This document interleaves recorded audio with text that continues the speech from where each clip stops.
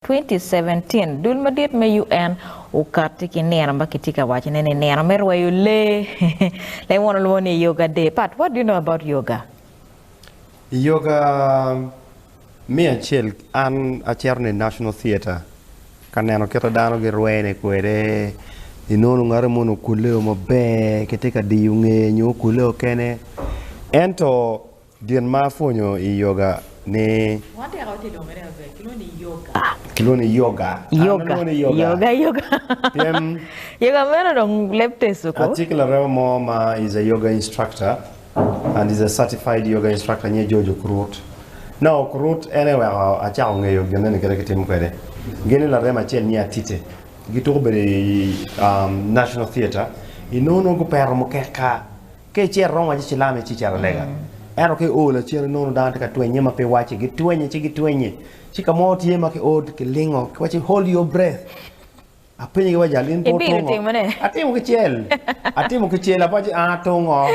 you wachi no that is meditation aje meditation and meditation mange chero lega ma ko rozar na ling chia wot lega erba megini I o meriti vore lingo miri mor ero dano maroma pa piero ko lingo jal lo ka pa mara I'm mange about yoga ine ke timu in such a way mano itika Rweyo Ler itika te pe exercise mo ne ke mengwe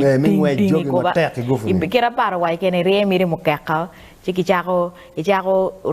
telo te rue tukan telo le tukan o cha mo ne ke lingo mano iti biriwa iti lokekeni le mo loni meditation exactly ke lingo o da chaka rock we mo go relaxing manok no jo can take perceptions apart ke yoga ke watching connecting into spirits mo mano pe mero connecting to I'm going to make my chela why you want to look any because I know part any mole kati meditation not illegal ero chane bene chawa chano mi lingo dan won lingo iner ngar mono tiko wone chati ka kwano lwere tika timu gina ngo ino wero kume wero ngati katime but at the end of the day ke nero maki yubo me nera ngat manotika instructing ene pol padano marlo pune kene kong ini luagi dano ini pat ma wengi titem en yoga che wachi ini nok ema la chicha wacheri kololo ma ke beru katimo National Yoga Day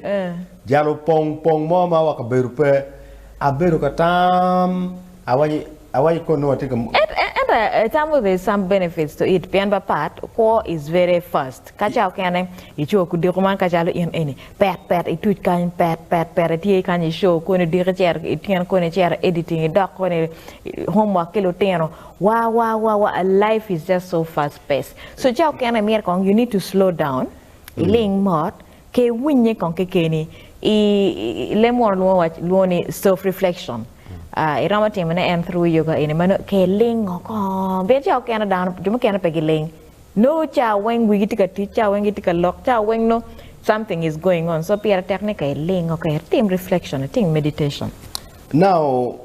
genma fonyo through my colleague George and through yoga you get what they call inner peace keni e penye wachini ngoma ka yoga atiak keni atim kini tiene lingo iti winyo lok mati awa ki chui ana tawane eni beri charo kira yang dano awa ki gangi chera retreat to go and do gana self discovery ni ente yoga ne lingo giri keni itika penye ke keni I think mi lok maduong ne chalo mirwa kel kong George biru tete wa kong mabe yoga benefits neti kwe piembe na lok makari bene duong ya joni gwak ko en kiri wa ni gwak kitika war gi mo gwak war chi loka